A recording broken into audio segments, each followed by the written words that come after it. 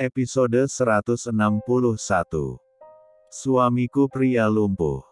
Mas, istirahat yuk. Rengek Siva, yang tampak sangat mengantuk di sofa bednya. Iva duluan aja, masih sibuk nih. Mas, besok kan mau terapi lagi. Justru karena mau terapi, pekerjaan harus segera selesai. Jawab Bagas. Siva melirik Reza. Reza yang juga tampak begitu mengantuk pun, hanya mengibaskan tangannya pada Siva. Gadis itu hanya bisa menghela nafas panjang, sembari berjalan pelan menuju kamarnya. Ia pun merebahkan diri, dan menyelimuti dirinya dengan selimutnya yang tebal. Menyebalkan, udah mulai gila kerja, aku merasa terabaikan. Gerutu Siva, sembari mengguncang-guncangkan kakinya dengan kesal. La pun tertidur dengan sendirinya, melupakan rasa kesal yang ada. Tubuhnya masih terasa sakit, karena agenda ke klinik refleksi tertunda karena suatu alasan. Lelah, keluh Reza dengan matanya yang telah sayu. Ngantuk? Tanya Bagas, dan Reza mengangguk. Wajar saja, hari sudah begitu larut dan semua orang sudah terlelap. Bagas mematikan laptopnya, setelah menyimpan semua datanya di flash disk. Lalu, La meminta Reza mengantarkannya ke kamar. Stop. Sampai di sini saja. Kau, jangan masuk. Ucap Bagas. Kenapa? Apa? Siva suka memakai baju haram di dalam kamar. Plak. Tangan Bagas mendarat ringan ke kepala Reza. Apa kau pernah membayangkan dia memakai pakaian itu di kepala kotormu? Tanya Bagas dengan nada sinisnya. Reza hanya cemberut, lalu berjalan masuk ke kamarnya. Sama seperti Bagas, yang membuka pintu dan menghampiri Siva. Padahal, siang tadi sudah tidur. Ucapnya. Bagas beranjak, mengambil piyama yang telah disediakan Siva di pojok ranjang. Ia berusaha berpindah tempat, menggeliat seperti biasa agar dapat naik di tempat tidurnya. Ia mengganti celananya dengan piyama. Sulit, tapi akhirnya berhasil. Lalu, La membuka bajunya dan mengganti dengan atasan piyamanya tadi. Kenapa bangun? Tanyanya, pada Siva yang menatapnya tanpa berkedip. Siva hanya mendongakkan kepalanya, menatap genit pada sang suami. Sedangkan Bagas, menutup mata Siva yang begitu menggemaskan itu. Tidur, ucapnya. Susah. Rengek Siva, menyingkirkan telapak tangan Bagas darinya. Apa maunya? Siva menunjuk keningnya, lalu Bagas mengecupnya dengan mesra. Turun ke pipi, lalu ke B1 bir, dan sejenak beradu di sana. Udah, katanya ngantuk. Ucap Bagas. Siva hanya tersenyum. Tangannya menelusup ke dalam P1 yama Bagas, lalu mencari bagian yang paling ia sukai. Lalu ia kembali terpejam, dan kembali tidur dengan begitu nyenyak. Telepon? Enggak. Telepon? Enggak. Tapi, ini udah tengah malam. Gak sopan nelepon anak gadis orang jam segini. Gumam Reza. Rasa kantuknya seketika hilang, ketika wajah Olin membayanginya. Ia pun gelisah, tak dapat tidur hanya ingin mendengar suaranya, sedikit saja. Pada akhirnya, Reza hanya terdiam lesu. Menggenggam benda pipihnya, tanpa berani melakukan apapun. Membolak-balikkan tubuh di atas ran, yang, bahkan posisinya pun sudah tak karuan, dan begitu tampak berantakan. Tidak. Kenapa seperti ini? Kenapa? Aku hanya ingin tidur. Keluhnya, begitu galau. La terus seperti itu, hingga malam menjelang pagi. Sampai akhirnya, Ia bangun dalam keadaan lesu dan mata panda tampak dengan jelas di kelopak matanya. Kau bilang mengantuk, ingin tidur cepat. Kenapa? Malah seperti orang begadang semalaman. Tanya Bagas, dengan nada datarnya. Ya, aku begadang semalaman. Bahkan, mataku tak dapat terpejam sama sekali. Gara-gara cinta, ucap Reza, dengan nada lebaynya yang membahana. Bagas hanya meliriknya tajam, mempersiapkan sebuah sentilan dengan kedua jarinya. Lalu, mengarahkannya pada sepupunya yang aneh itu. Kleta Aak langsung melotot pada Bagas. Bedebah, gerutunya dengan nada lirih. Heh, berdua bisa diem gak? Masih pagi, berantem aja. Mau dicubit satu-satu?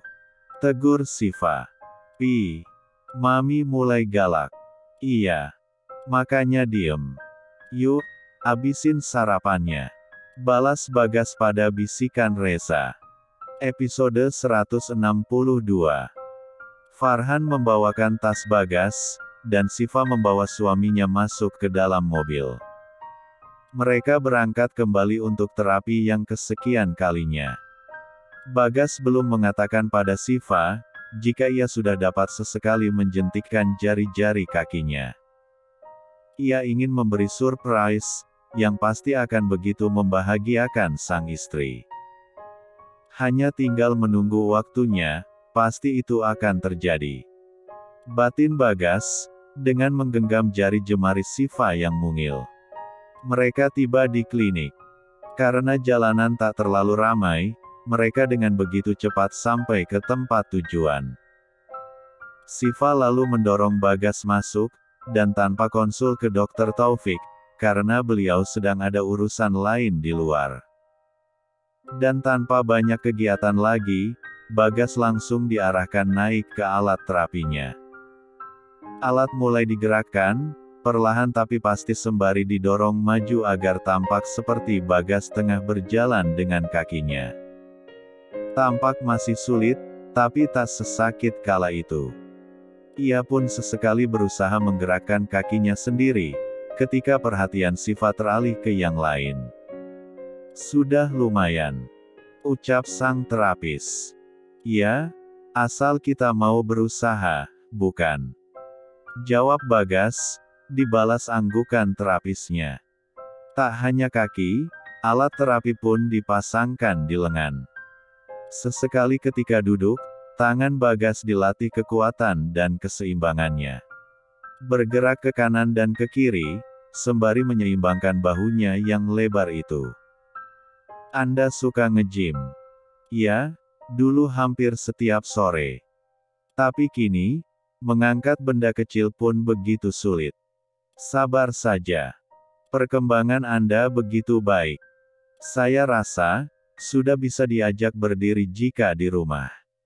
Iya, istriku sudah pernah melakukannya. Jawab Bagas dengan ramah. Siva menghampiri untuk memberikan minum. Setelah itu, kembali menunggu dengan tenang di samping Farhan. Dia tampak begitu mencintaimu, ucap Farhan. Bahkan, aku tak pernah menyangka akan seperti ini. Merasa takjub, ketika ia bahkan mau mengorbankan segalanya untukku. Jawab Siva. Kamu beruntung, puji Farhan, dan hanya dibalas senyum renyah Siva padanya. Hampir setengah hari melakukan segala terapi. Bagas sudah tampak kelelahan, terlihat dari wajahnya yang pucat, dan peluhnya yang bercururan. Siva menyambutnya, setelah semua alat terlepas dari tubuh suaminya itu. Ganti baju dulu, abis itu kita pulang. Ucap Siva, bak seorang ibu yang merayu balitanya. Tak lupa Siva membersihkan wajah Bagas dengan tisu basah yang ia bawa. Hingga Bagas tampak kembali segar, dan kembali tampan seperti sedia kala. Semua mata pun tertuju padanya. Apalagi, para perawat wanita yang bekerja di sana. Langsung pulang, kan? Tanya Siva. Ya, pekerjaan kantor dihandle Reza. Angguk Bagas. Kita mampir makan di luar, iya. Ke restoran langganan aku, dulu. Udah lama nggak kesana. Ajak Bagas. Oke. Iva udah lapar. Jawab Siva ceria. Mana dia? Tanya Om Edward pada Reza. Sedang terapi. Mungkin tak datang hari ini. Kapan dia sembuh? Kenapa lama sekali sembuhnya? Atau, memang tak akan pernah bisa sembuh? Racau Om Edward lagi. Buka artikel tentang yang diderita Bagas, Pak. Reza tak dapat menjelaskan dengan rinci. Om Edward mencebik kesal. Tatapannya begitu malas menatap Reza yang fokus dengan laptopnya, bahkan tak mau meliriknya sama sekali. Om Edward kembali keluar, tapi tujuannya tak jelas. Setelah kejadian kemarin, ia dinonaktifkan seperti yang lain. Hanya saja, karena ia salah satu pemilik saham terbesar, ia masih bebas di perusahaan. Episode 163. Siva dan Bagas telah tiba di restoran yang mereka tuju. Keduanya masuk, kecuali Farhan yang hanya meminta izin untuk merokok di luar. "Nggak makan?" tanya Siva. "Enggak, makasih. Izin ngerokok aja di luar. Dan, kalau boleh bungkusin aja buat Vina. Ibu menyusui, harus banyak makan," pinta Farhan. Siva sangat mengerti, dan ia menyanggupi permintaan supirnya itu. Tuan Bagas. Sudah sehat. Mari masuk, akan kami siapkan tempat yang istimewa buat Tuan. Sambut sang pelayan yang keluar. Siang Bimo. Ruangan biasa saja, istri saya lebih suka suasana merakyat, daripada VIP, ucap Bagas. Bimo membawa Bagas dan Siva ke sebuah meja. Memang bukan VIP tapi memiliki pemandangan yang istimewa. Tempatnya tinggi, hingga dapat melihat hampir seluruh kota di sana. "Tuan, ini menunya," ucap Bimo. "Bawakan saja yang spesial. Tapi, jangan yang mengandung seafood.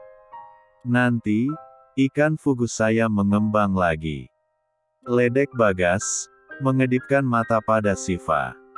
"Ish, apaan lah?" lirik Siva. Menunggu sedikit lama untuk makanan mereka. Siva menyempatkan waktu untuk mengajak Bagas berfoto. Berbagai macam gaya mereka lakukan, dari yang mesra, hingga yang tengil. Dan itu, benar-benar bukan gaya Bagas. "Mas, Iva mau ke kamar mandi." "Oh, lurus saja, belok kiri," tunjuk Bagas. Siva pun berlari kecil. Rasanya sudah tak tertahan lagi dan nyaris saja jebol. Untung saja, lokasinya tak begitu sulit ditemukan. Dan Siva bisa bernafas lega setelahnya. "Bagas," sapa seorang wanita, yang seketika merubah raut wajah keduanya. "Iya, Luna," jawab Bagas, datar. "Kamu sudah bisa bicara?" "Iya, bisa bicara, bisa menggenggam, hanya tinggal belajar untuk berjalan." "Ah, syukurlah. Aku bahagia mendengarnya. Boleh, aku duduk di sini?" "Aku hanya ingin menyapamu," tanya Luna. "Kau sudah cukup menyapaku.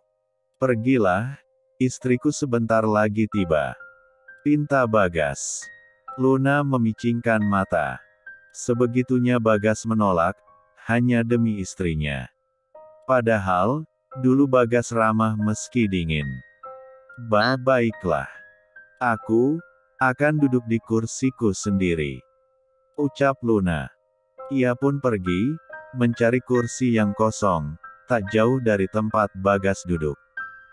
Luna duduk dengan tenang, sembari menunggu seseorang, tampaknya. Dan ketika matanya terus memperhatikan Bagas yang diam, sekelebat wanita lewat di sampingnya. "Mas, maaf, lama," ucap Siva dengan manja. "Iya, kenapa? Antri?" "Iya," jawab Siva. Bagas kemudian merentangkan tangannya, meraih tubuh Siva untuk duduk menyandar di tubuhnya seperti biasa. Sepertinya, itu memang posisi favorit mereka berdua dimanapun berada. "Tuan, ini makanannya," ucap Bimo, bersama pelayan yang membawa nampan makanan. Bagas menerimanya dengan ramah, lalu mulai melayani sang istri dengan baik. Bukan karena ada Luna, tapilah memang sudah begitu ingin memanjakan Siva sejak lama. Dan baru kali ini terlaksana. Bagas menyuapi Siva dengan steaknya, dan Siva begitu menikmatinya. "Enak, Mas," ucap Siva. "Ya, ini restoran langgananku sejak dulu. Sering kumpul bersama para sahabat di sini. Tapi, mereka semua seakan hilang di telan bumi," keluh Bagas. "Uluh kasihan. Gak papa gak punya temen, sekarang udah ada Iva, yang siap menemani pak suami kemanapun pergi." Bagas hanya tersenyum renyah, mengusap rambut Siva dan tak segan mengecupnya mesra. "Sebahagia itukah dirimu? Terasa tak ada beban ketika bersama dia? Nyaman, tak seperti ketika bersamaku. Meski semua mauku kau turuti, tapi rasanya hampa. Bahkan, jarang sekali kau mendekap dan mengecupku seperti itu." Batin Luna, yang masih menjadi CCTV untuk mereka. Episode 164. "Kenyang," ucap Siva. "Ini, masih banyak. Gimana? Makanya, kalau pesen makanan dikontrol. Segini banyak cuma berdua loh. Bungkus aja deh." "Iya, jangan ngomel mulu, ih," colek Bagas di hidung Siva. Bagas memanggil Bimo, membayar dan meminta sisa makanan mereka dibungkus rapi. Kemudian, mereka beranjak pergi dari tempatnya dan pulang. "Tadi, ada Luna," ucap Bagas. Terus, "Gak papa, kasih tahu aja." "Oh," jawab Siva tanpa ekspresi. "Gak cemburu? Enggak. Gak ganggu, kan?" tanya Siva, dibalas anggukan Bagas. Bagas hanya memicingkan mata, menatap wajah sang istri yang memang sudah tak secemburu kala itu, yang bisa melirik hanya dengan mendengar nama Luna di telinganya. Bukan gak cemburu, tapi sudah terlalu terbiasa. Mas Reza bilang, kalau nanti akan banyak wanita di sekeliling Mas. Apalagi, kalau sudah sembuh dan benar-benar aktif di perusahaan. Jawab Siva. Tatapan tajam kembali Bagas berikan. Apalagi, ketika Siva memberikan ekspresi, seolah ia pasrah menerima keadaan. Tak lama perjalanan, mereka telah tiba di rumah. Siva membawa masuk suaminya, dan Farhan membereskan mobil dengan semua barang yang ada. "Iva, bener-bener nggak cemburu?" tanya Bagas lagi. Kok lanjut?" kaget Siva yang tengah mempersiapkan obat. "Begini, suamiku. Setiap pekerjaan itu, ada faktor resikonya. Seperti Iva, yang ternyata menikahi seorang bos besar, pewaris Nugrahas Company. Di luar bakal ada banyak pertemuan. Gak mungkin Iva kontrol mau ketemuan sama siapa, atau nggak ngebolehin kalau ketemu sama klien cewek, kan?" Bagas mengangguk, sembari menelan obat yang disuapkan sang istri. "Tapi, ada syaratnya." "Hah? Apa?" "Kalau Mas udah kerja, Iva balik ke rumah sakit, iya. Iva nggak mau, cuma diem di rumah dan nggak ngapa-ngapain. Seketika isi kepala Bagas traveling, terbayang-bayang kegiatan yang akan Siva lakukan di tempat kerjanya. Di mana, semua pekerjaan profesional akan ia lakukan sesuai dengan sumpahnya sebagai perawat. Tidak. Jangan. Jangan, Fa. Tolak Bagas. Mas. Kenapa jangan? Kan biar ada kegiatan. Ash. Pokoknya jangan. Bila perlu, aku akan memohon padamu, agar kamu tak kembali ke sana. Siva hanya menatap. Matanya nanar, dan tampak begitu sedih.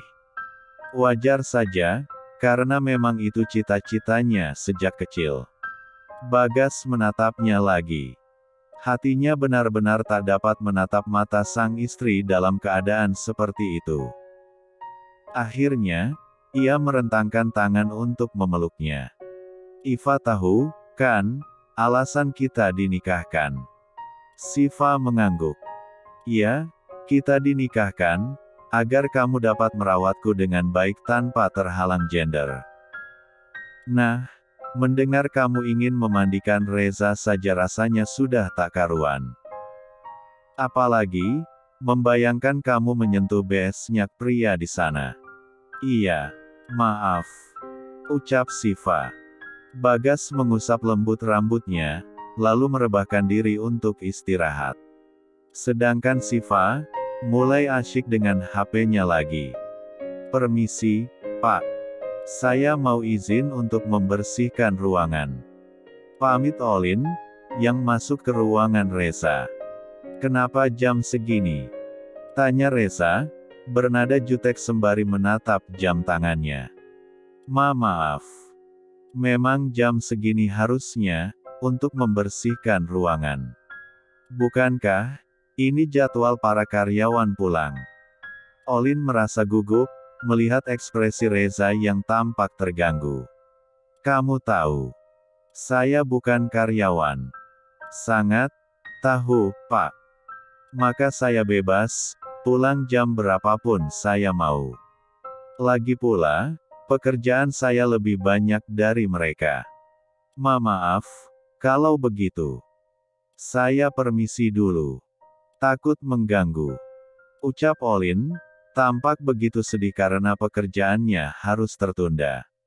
Kamu tahu, kamu mengganggu saya. Ya, benar kamu mengganggu. Apakah kamu tahu, bagian mana yang mengganggu? Tanya Reza, dan Olin hanya menggeleng sedih. Di sini. Dan di sini. Ucap Reza, menunjuk mata dan dadanya. Kamu mengganggu mata saya.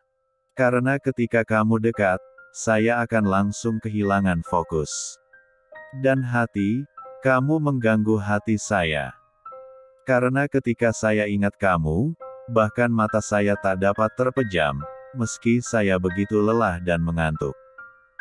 Ucap Reza. Mungkin bagi sebagian wanita, itu akan membuat hatinya berbunga-bunga. Tapi tidak bagi Olin. Ia hanya memicingkan mata, dan meminggirkan bibirnya. Menatap aneh pada Reza yang sudah totalitas dalam rayuannya.